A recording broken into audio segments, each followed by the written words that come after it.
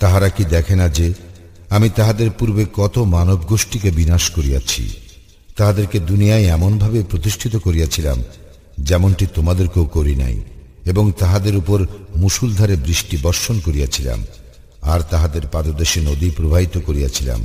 অতঃপর তাহাদের পাপের দরুন তাহাদেরকে বিনাশ করিয়াছি, এবং তাহাদের পরে অপর মানব গোষ্ঠী সৃষ্টি করিয়াছি।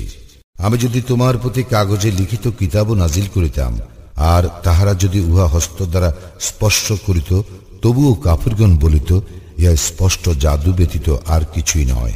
তাহারা বলে, তাহার নিকট কোনো ফেরেশতা কেন প্রেরিত হয় না? যদি আমি ফেরেশতা প্রেরণ করিতাম, তাহলে চূড়ান্ত ফয়সালাই তো হইয়া যাইত, আর তাহাদেরকে কোনো অবকাশ দেওয়া হইত না।